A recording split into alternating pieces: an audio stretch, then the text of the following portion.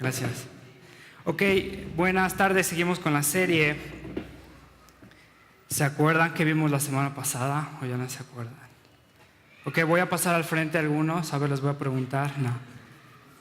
Vi que se estaban poniendo pálidos. Ok, entonces vimos el principio del capítulo 4, ¿se acuerdan? Entonces, ¿se acuerdan que dijimos que el libro de Efesios está dividido en dos partes generales? Las primeras, del capítulo 1 al capítulo 3, nos explicaba el apóstol Pablo lo que somos, y entonces Pablo quiere que entienda el cristiano quién es antes de decirle qué es lo que debe de hacer. Entonces, Pablo se esfuerza 3 capítulos en hacerle entender, mira, si estás en Cristo eres esto, y entonces si estás en Cristo eres esto, y si eres esto, entonces caminas así.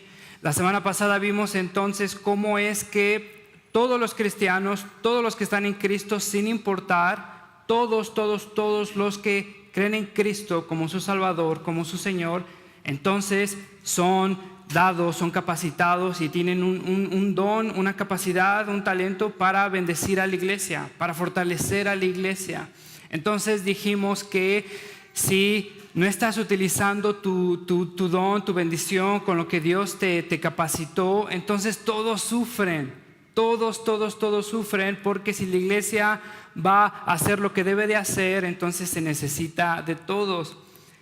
Vimos el propósito de la iglesia, ¿se acuerdan? Entonces preguntamos, bueno, ¿por qué vienes a la iglesia? Y entonces vimos incluso que en el capítulo 2, el propósito de la iglesia es reconciliar todas las cosas. Ese es el propósito, esa es la razón por la que la iglesia existe. Entonces nos juntamos cada domingo, entre semana hay estudios para capacitarnos, para fortalecernos, para que la iglesia pueda redimir, pueda reconciliar todas las cosas. Una consecuencia de ser reconciliado con Dios es que Dios está reconciliándonos con los demás y Dios está reconciliando a su creación por medio de la iglesia. Y entonces empezamos a ver qué es lo que significa ser cristiano. Entonces llegamos a la segunda mitad del capítulo 4 y hace muchísimo tiempo, estaba muy pequeño, me acuerdo que mis papás nos compraron una serie, una colección de cuentitos, de historias cortas. Y en esa colección había el cuento de El ropaje del rey. ¿Se acuerdan quién lo ha leído? En ese entonces a mí no me gustaba mucho leer, pero no sé por qué, tal vez me atrajo la atención los dibujos, las ilustraciones, y empecé a leer ese libro y no se me ha olvidado. Y la historia es que hace mucho tiempo había un rey, y este rey era pues no tan mal rey, era buen rey en todos los aspectos. Tal vez su único defecto era que se preocupaba demasiado por su ropa. Este rey estaba obsesionado por sus apariencias. Entonces este rey se preocupaba mucho por lo que vestía, y había 2 hermanos en el pueblo, eran sastres los hermanos, y entonces no estaban de total de acuerdo con el rey y querían probar que este rey era tonto y que este rey no era capaz de ocupar el cargo de rey. Entonces hacen un plan y le proponen una vestimenta al rey. Le proponen un ropaje mágico según ellos, pero todo era una farsa. Querían probar que este rey era tonto, que este rey era inocente y que este rey no era capaz de ser rey. Y entonces estos sastres le proponen algo. Dice, mira, sabemos que te gusta vestir bien, nosotros te podemos hacer un traje especial.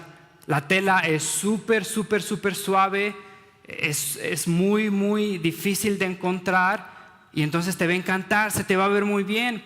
Y lo particular de este traje, lo particular de esta tela, es que solo los tontos y solo los inocentes son incapaces de verlo. Para las personas que son tontas y para las personas que son inocentes, la tela va a ser invisible. Y entonces el rey, siendo tonto, inocente, dice, ok, y entonces les da muchísimo dinero a los sastres para que hagan este traje. Según los va a visitar, manda a comisionados a que vayan a supervisar cómo se está haciendo el traje. Y entonces los sastres le decían, mira, este traje es muy especial, solo los tontos, solo los inocentes son incapaces de verlo. para ellos es invisible. Y entonces el rey manda a sus comisionados, a sus representantes, a supervisar el traje, cómo se está haciendo. Y entonces van los comisionados y ven a los sastres pretendiendo que están cosiendo un traje, que están hilando, que están poniendo botones.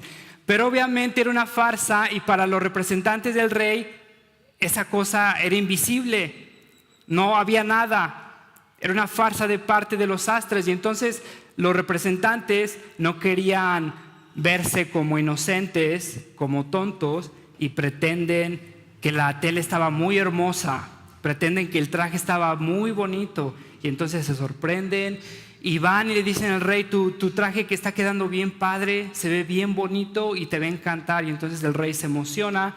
Ya llega el día que el rey va a vestir ese traje, y entonces a la hora de que los sastres le presentan el traje, el rey no ve nada, pero le dicen: mira, esta tela es muy especial, y entonces para los tontos y para los inocentes es imposible de ver.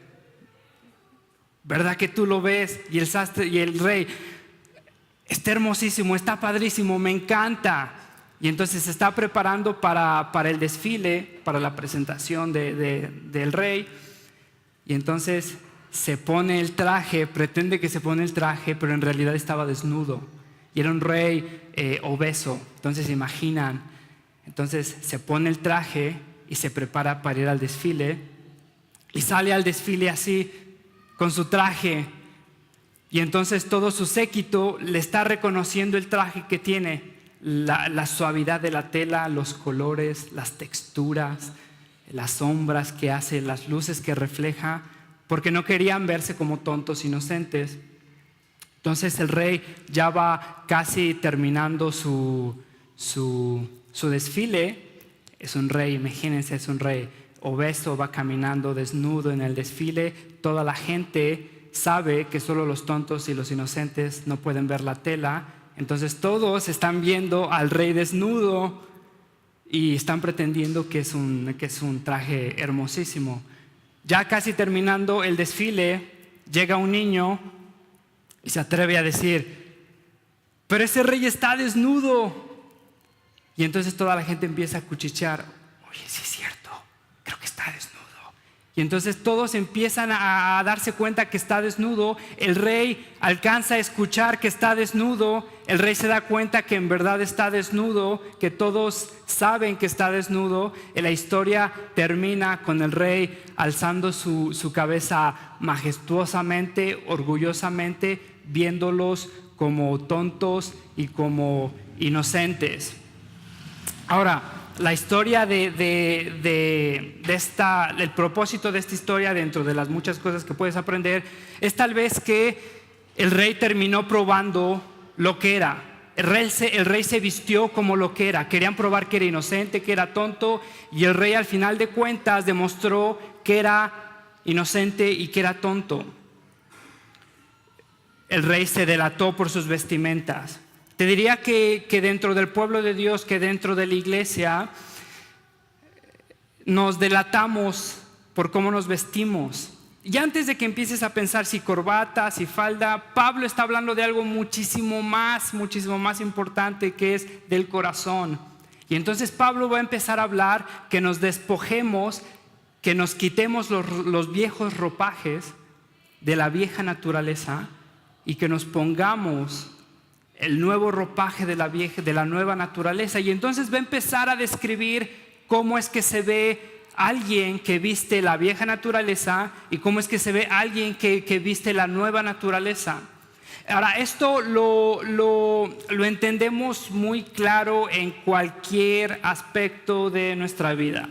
Si voy al hospital y veo que alguien se está vistiendo con bata, entonces puedo asumir que es un doctor. Si alguien se viste con el uniforme de enfermera, puedo asumir que es una enfermera. Ayer jugó América, sí jugó Chivas, y entonces todos los del equipo de América estaban con el uniforme del América y todos los del Chivas estaban con los de Chivas.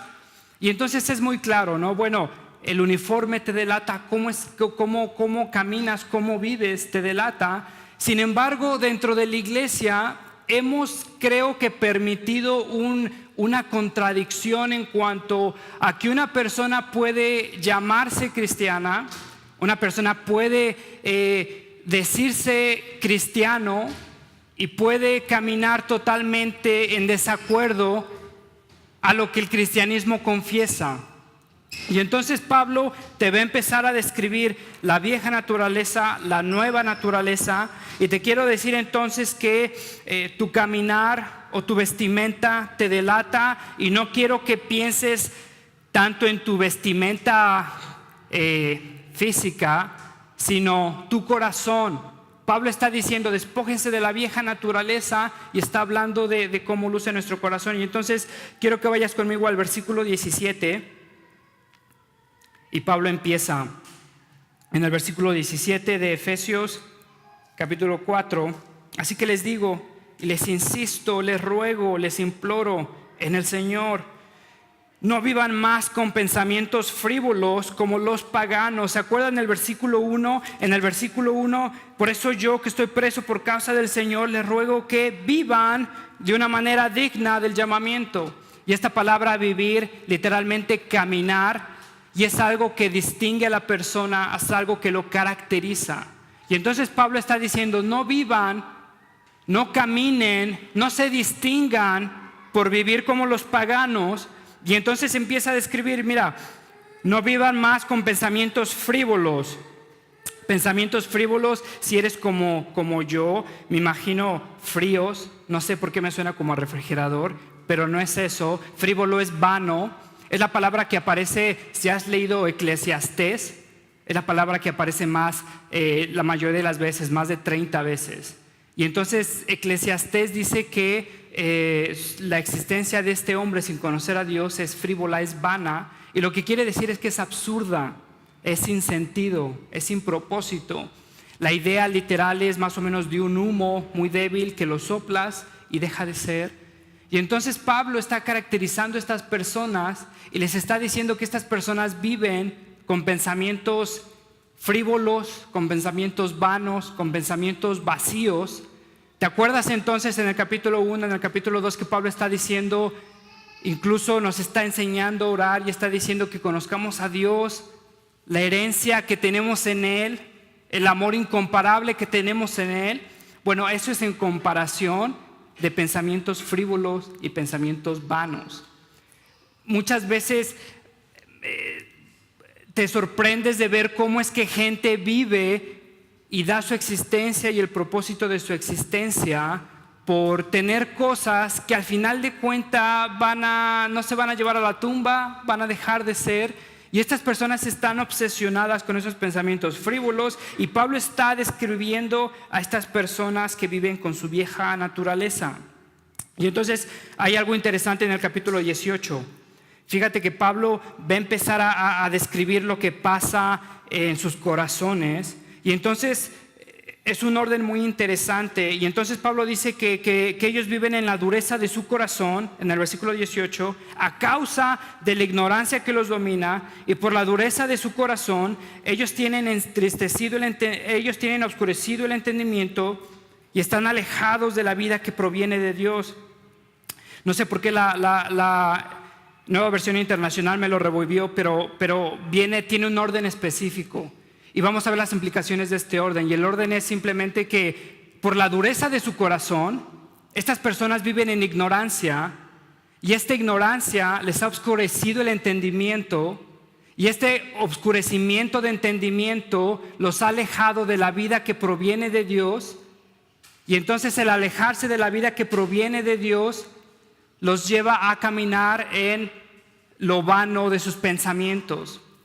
Otra vez, la dureza de su corazón los lleva a la ignorancia. Vamos a ver qué significa, pero literalmente es dominados por su ignorancia. La dureza de su corazón los lleva a vivir en ignorancia, y esta ignorancia los lleva a un entendimiento obscurecido, entenebrecido, y este entendimiento entenebrecido los lleva a estar alejados de la vida que proviene de Dios. ¿Se acuerdan? En Efesios 2, estaban muertos en sus delitos y pecados. Y entonces este alejamiento de la vida de Dios los lleva a caminar en la futilidad de sus pensamientos. Te lo resumo, entonces la dureza de su corazón los lleva a caminar en la futilidad de sus pensamientos, en lo vano de sus pensamientos. En otras palabras, su conducta es el resultado de su corazón.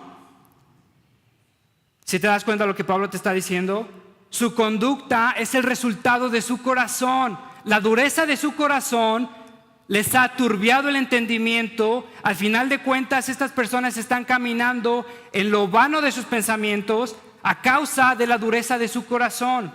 En otras palabras, el problema del pecador no es su situación, es su corazón. El problema del pecador no es su situación económica, marital, social, es su corazón. Entonces puedes pecar porque tienes mucho dinero y no estás satisfecho con lo que tienes. Puedes pecar porque piensas que no tienes suficiente. Puedes pecar porque estás casado. Puedes pecar porque estás soltero. Puedes pecar porque estás divorciado. El problema del pecador es su corazón, no es su situación, su contexto social, económico.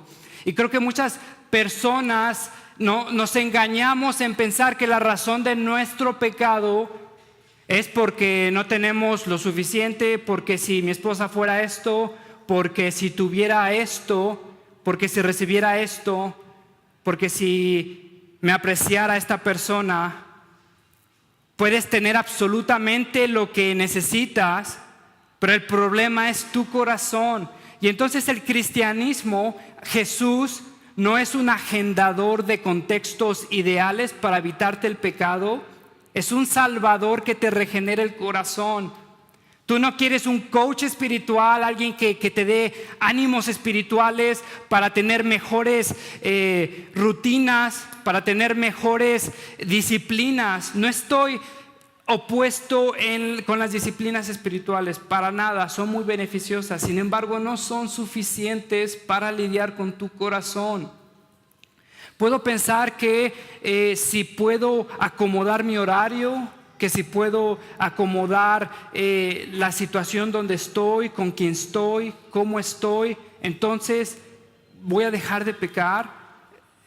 Lo que Pablo nos está diciendo es que el problema es muchísimo más grave, es tu corazón. Y entonces esa es una de las características de la persona no regenerada, de la persona incrédula, de la persona que se delata por cómo vive, por cómo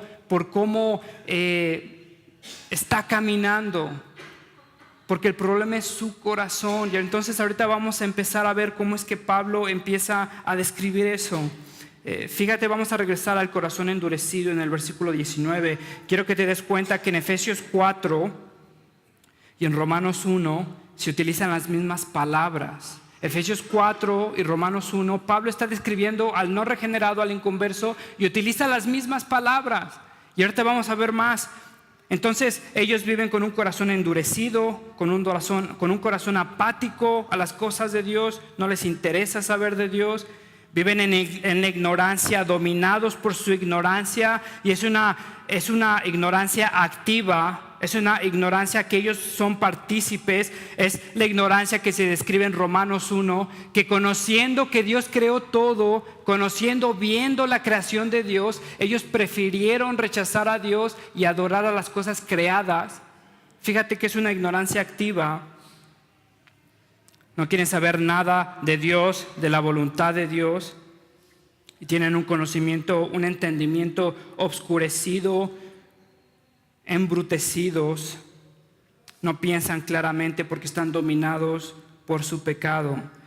Hace un par de meses empezaron a salir un montón de historias, de noticias que tal vez si te das cuenta, si te pones a pensar, no son de la nada sorpresa.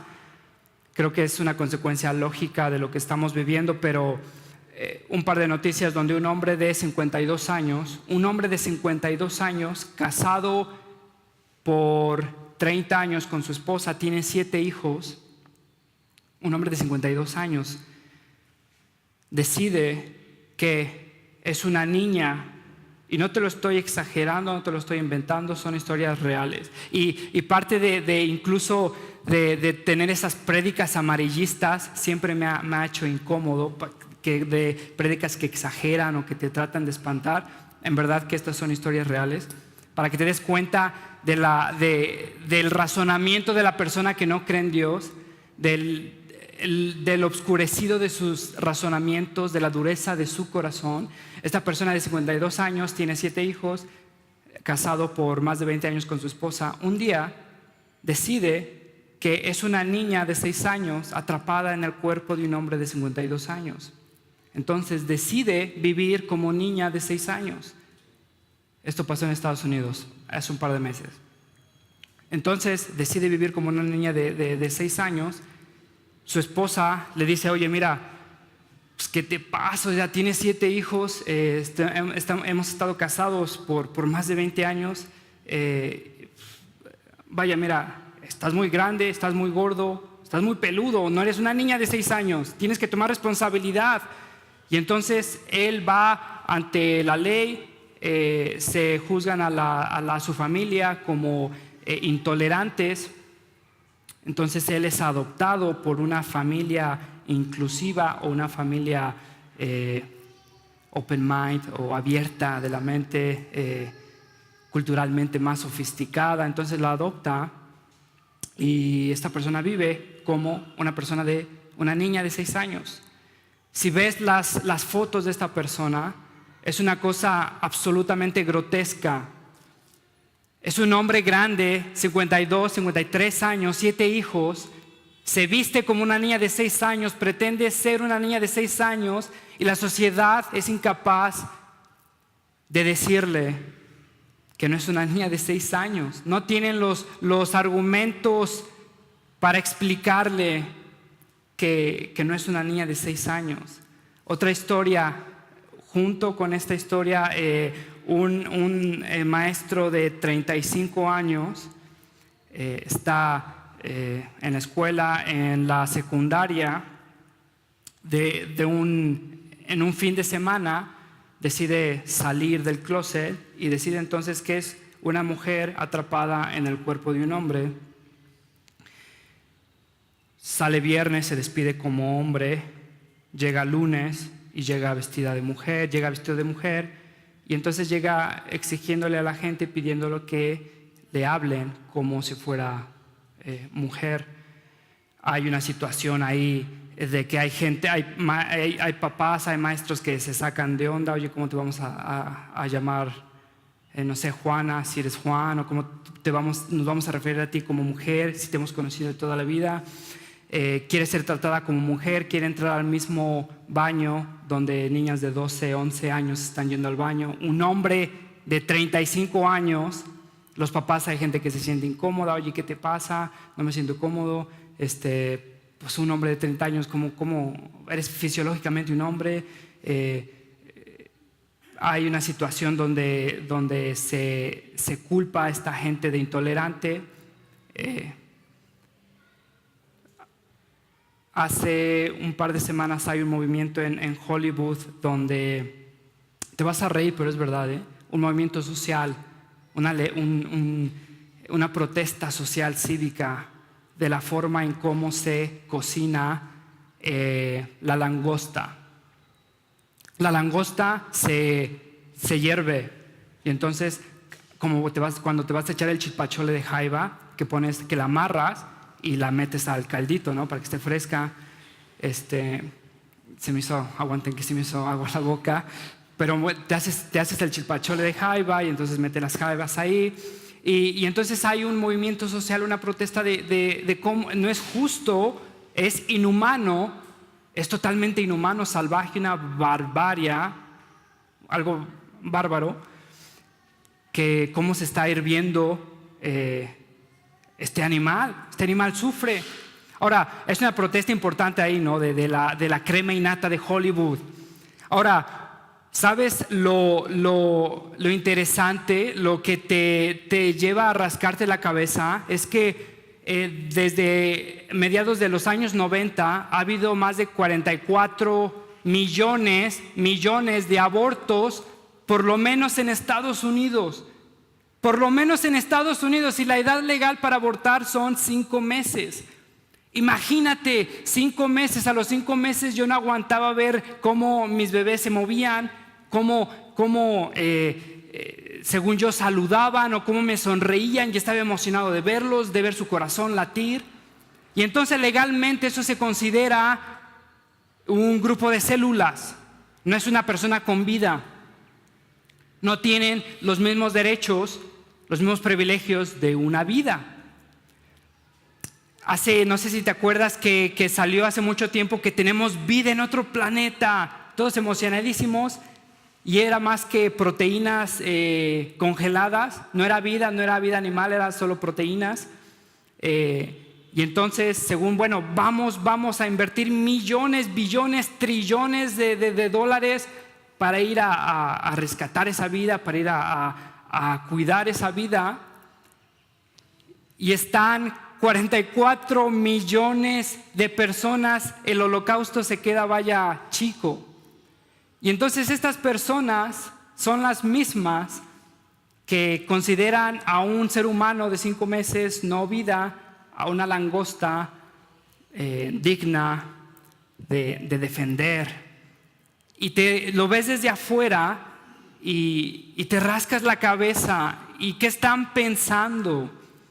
Son estas personas que tal vez llevan una vida totalmente desenfrenada. Ves las consecuencias desde afuera de su situación, de sus consecuencias.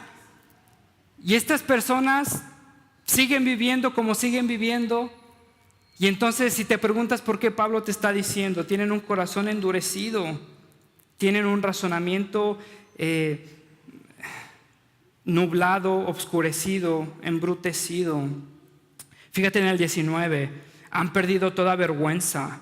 Literalmente, la Reina Valera lo pone, volviéndose insensibles, descarados. Y no es que tenían penita y se les quitó, que simplemente ni siquiera se dan cuenta que lo que están haciendo está mal. Volviéndose callosos, su corazón desarrolló un callo, su corazón no siente. Su corazón llegó al punto en donde es incapaz de sentir vergüenza por lo que estaban haciendo. En el versículo 19, se han entregado a ellos mismos, literalmente a ellos mismos. Pablo está haciendo el énfasis a ellos mismos se han entregado, se han volcado, impulsados por sus deseos. Y lo interesante es esto, y quiero que me sigas. Lo importante es que Pablo les está hablando a los cristianos que ya son cristianos y les está diciendo, no vivan como ellos. Entonces Pablo les está hablando a los salvos y les está diciendo, no hagan esto. Quiero que te des cuenta de algo, que la santificación, mejor dicho, la santificación no precede inmediatamente a la salvación. En otras palabras, los cristianos necesitan escuchar esto. No camines como ellos, no hagas esto. Sin embargo, lo que Pablo está diciendo, y te lo voy a seguir diciendo ahorita en estos versículos, es que el cristiano, a final de cuentas, si es salvo, si es regenerado, va a terminar dando frutos.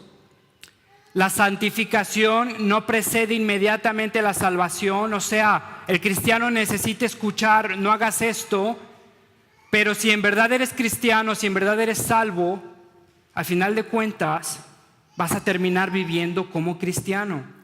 En otras palabras, no puedes decir que eres cristiano, no puedes decir que eres salvo, no puedes decir que tu corazón ha sido regenerado y estás viviendo activamente, proactivamente, constantemente, habitualmente en la conducta de lo que Pablo está describiendo como una persona no regenerada. Entonces, por ejemplo, Pablo en Efesios, en este versículo dice, ellos se han entregado. En Romanos capítulo 1, te lo voy a leer, capítulo 1, versículo 24, por eso Dios los entregó a los malos deseos de sus corazones. Pon atención, por eso Dios los entregó. Efesios 19, se han entregado. ¿Notas la diferencia? Se han entregado, Efesios, Romanos, Dios los entregó. Si nota la diferencia, por eso Dios los entregó a los malos deseos de sus corazones, que conducen a la impureza sexual, de modo que se desagradaron sus cuerpos los unos con los otros. Entonces, ¿qué es? ¿Ellos se entregaron o Dios los entregó? Son las dos cosas. Y eso es lo que distingue al cristiano del no cristiano.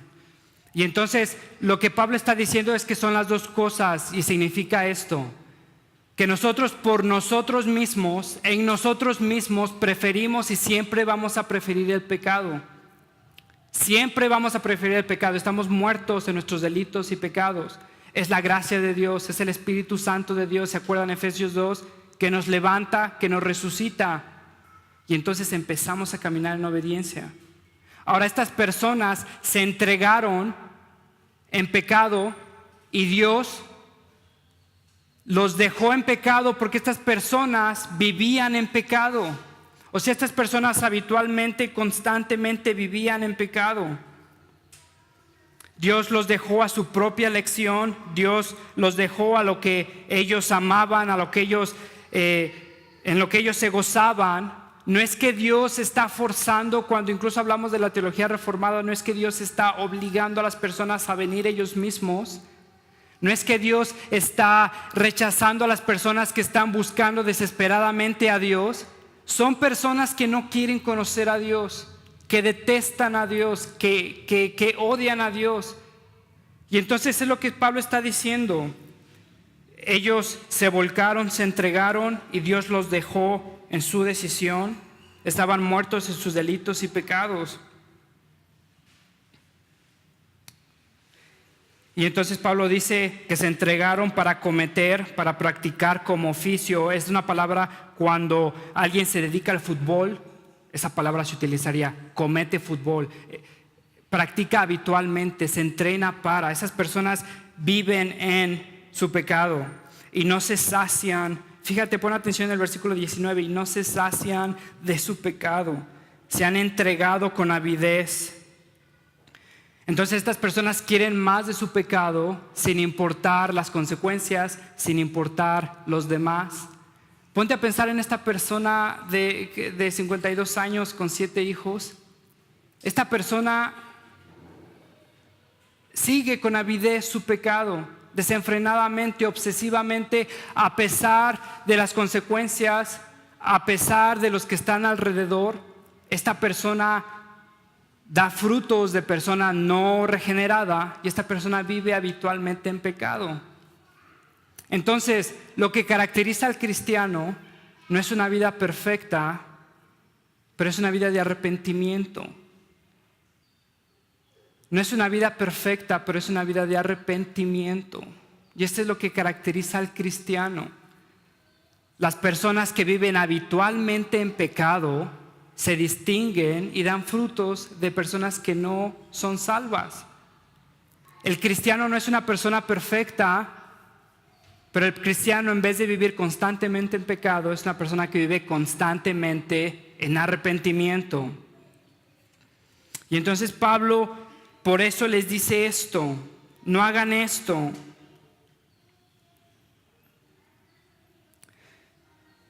Pablo está describiendo cómo se distinguen estas personas y entonces fíjate cómo dice que se entregan con avidez. Estas personas son incapaces de creer que Cristo es mejor que su pecado. Estas personas son incapaces de creer que Cristo provee lo que ellos necesitan y entonces se entregan a su pecado. Pablo en el versículo 20 dice: ustedes no aprendieron de eso, ustedes aprendieron a Cristo.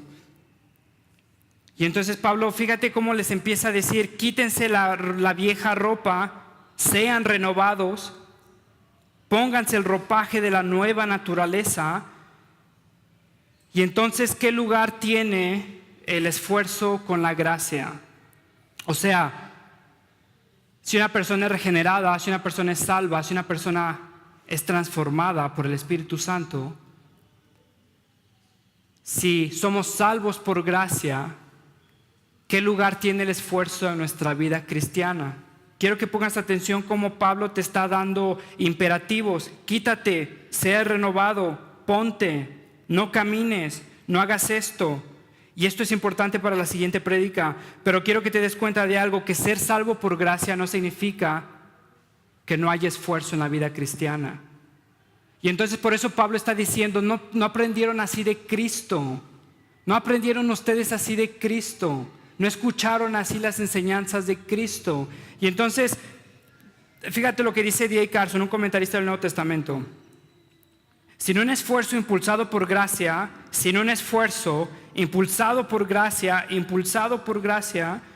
las personas no gravitan hacia la piedad, la oración, la obediencia, las escrituras, la fe y el deleite en el Señor. Gravitamos hacia el compromiso y lo llamamos tolerancia. Gravitamos hacia la desobediencia y lo llamamos libertad. Nos inclinamos hacia la superstición y lo llamamos fe. Valoramos la indisciplina del desenfreno y lo llamamos relajación. Nos inclinamos hacia la falta de oración y nos engañamos al pensar de que hemos escapado del legalismo.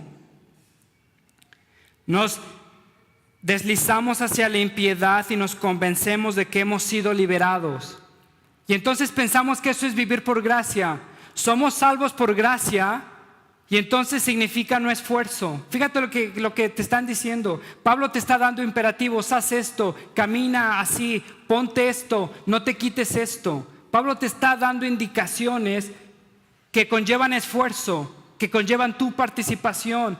Y quiero que pongas atención en esto, sin un esfuerzo impulsado por la gracia. En otras palabras, tu esfuerzo es el resultado de la gracia recibida.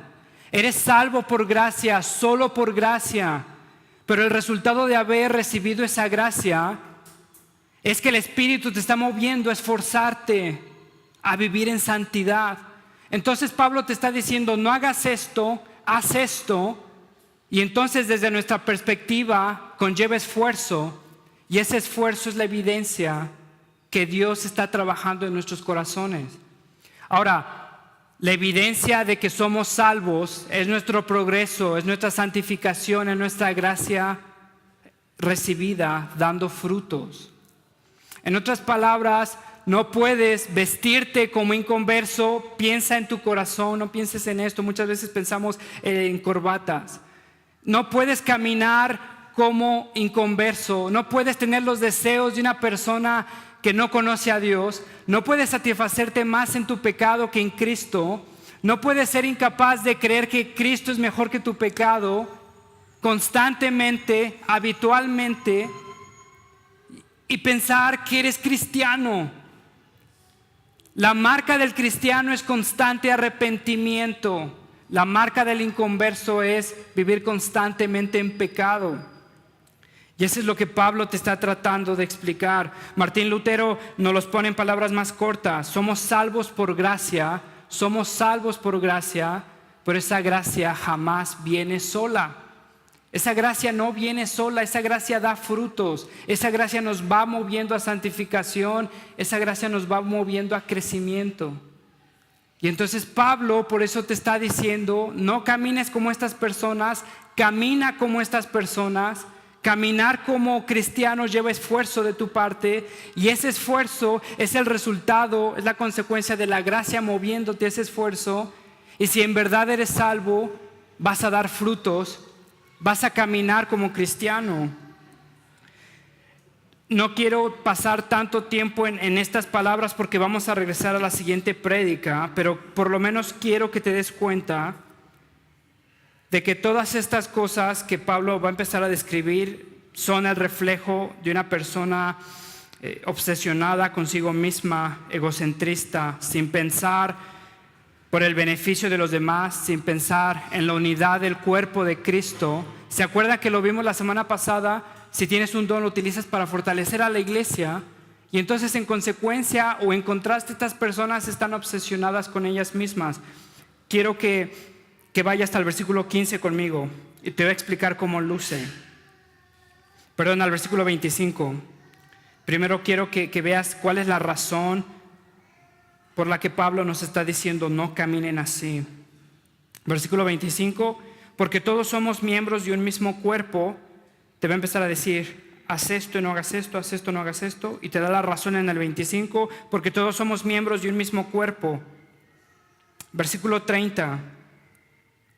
No agravien, no entristezcan al Espíritu Santo de Dios. ¿Se acuerdan en el capítulo 2 lo que el Espíritu Santo está haciendo? Unificando, fortaleciendo, edificándonos. Y entonces estas personas no viven para la comunidad, no viven para el cuerpo de Cristo. Estas personas viven para sí mismas. Pon atención, en el versículo 25. El que mentía, ya no mienta, mas diga la verdad, porque todos somos miembros de un mismo cuerpo. El versículo 28, el que robe, que ya no robe más. Fíjate, es una persona que en vez de contribuir a los demás, es una persona que le quita a los demás. El que roba, ya no robe más, trabaje honradamente para compartir. El versículo 29, aquel con un lenguaje corrupto, que ya lo deje de decir y que tenga palabras que construyan, que edifiquen. Ahora, lenguaje corrupto significa lenguaje que destruye, lenguaje que corroe. Y entonces cuando decimos, bueno, el que tenía lenguaje corrupto, no necesariamente es que digan groserías, incluye eso, pero es mucho más profundo, es aquellas cosas que no edifican a la iglesia, aquellas cosas que debilitan a la iglesia. El contexto es el cuerpo de Cristo.